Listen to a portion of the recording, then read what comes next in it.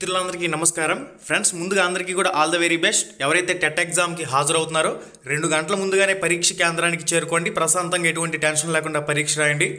నేటి నుంచి టెట్ 120 సెంటర్లలో సిబిటి కంప్యూటర్ బేస్డ్ టెస్ట్ విధానం. పేపర్ 1 అంటే ఎస్జిటి వాళ్ళకి సంబంధించి నేటి నుంచి మార్చి 1 వరకు టెట్ పరీక్షలు అయితే జరగనున్నాయి. పేపర్ 2ఏకి సంబంధించి మార్చి 2, 3, 4, 6 తేదీల్లో పరీక్షలు అయితే జరగబోతున్నాయి.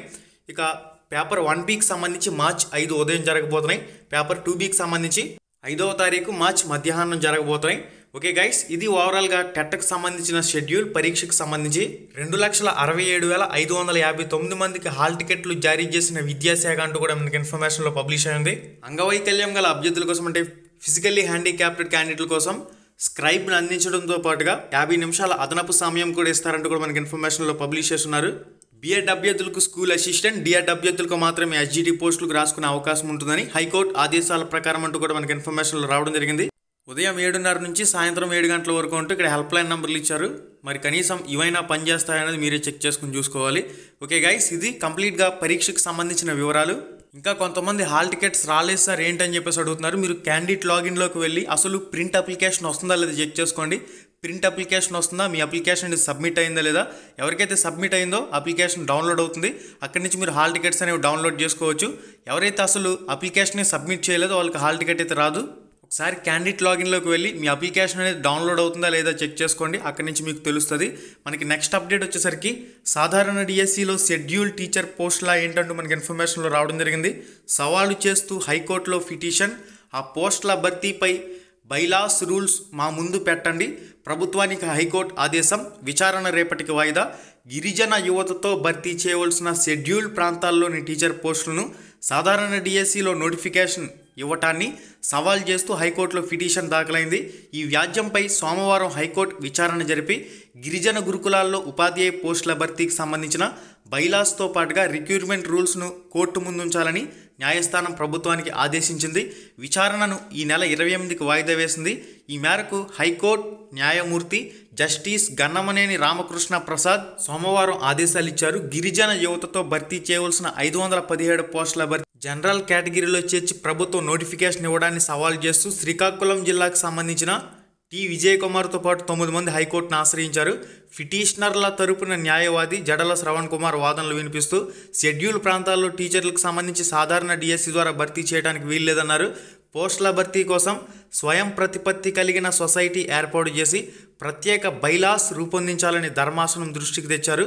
టీచర్ పోస్టుల భర్తీ అధికారం ఐటీడీఏ పీఓకి మాత్రమే ఉంటుందన్నారు. రాష్ట్ర ప్రభుత్వం ఇటీవల ఇచ్చిన డిఎస్సి నోటిఫికేషన్లో షెడ్యూల్ ఏరియాలో ఉన్న గిరిజనులు గురుకులాలకు సంబంధించి ఇతర పాఠశాలలోని టీచర్ పోస్టులు చేర్చిందన్నారు. ఇది నిబంధనలకు విరుద్ధమని, ప్రభుత్వం నిర్ణయం వల్ల వందలాది మంది గిరిజనులు నష్టపోతున్నారన్నారు. ప్రభుత్వ న్యాయవాది వాదనలు వినిపిస్తూ ప్రస్తుత నోటిఫికేషన్ ద్వారా ప్రభుత్వం భర్తీ చేయనున్న టీచర్ పోస్టులకు సంబంధించి జోనల్ పోస్టులని అన్నారు.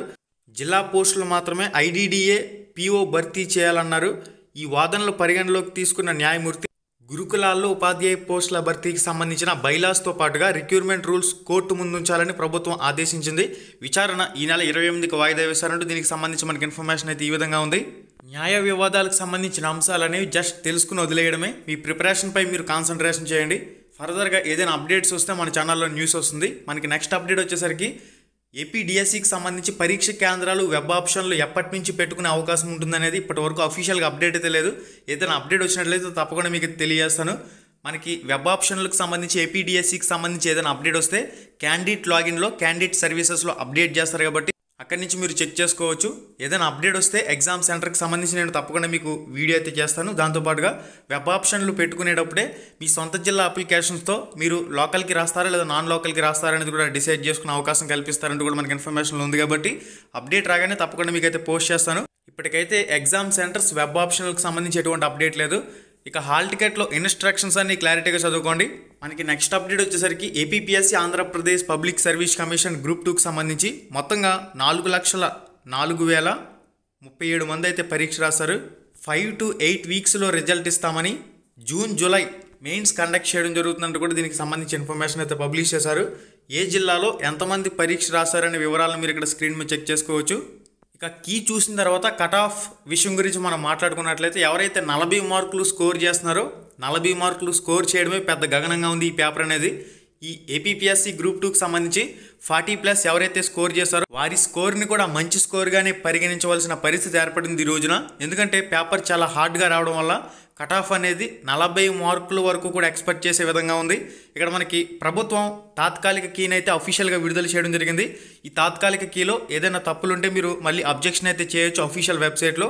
ఈ కీ అంతా కూడా మీరు డౌన్లోడ్ చేసుకునేందుకు మన రామ్ రమేష్ ప్రొడక్షన్స్ టెలిగ్రామ్ గ్రూప్లో పోస్ట్ చేశాను.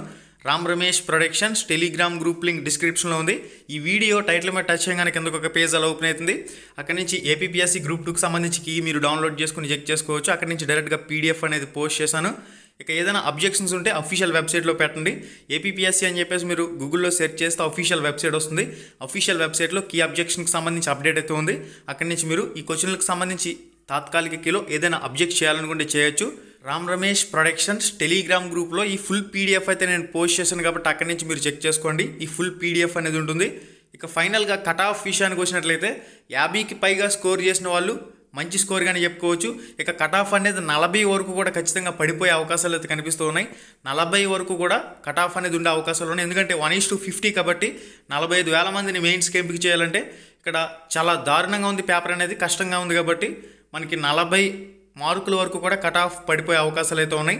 ఇంకా ఏదైనా అప్డేట్ వస్తే మీకు తప్పకుండా తెలియజేసే ప్రయత్నం చేస్తాను. కాబట్టి మళ్ళీ వీడియోలో మళ్ళీ కలుసుకుందాం. శుభం, ధన్యవాదాలు.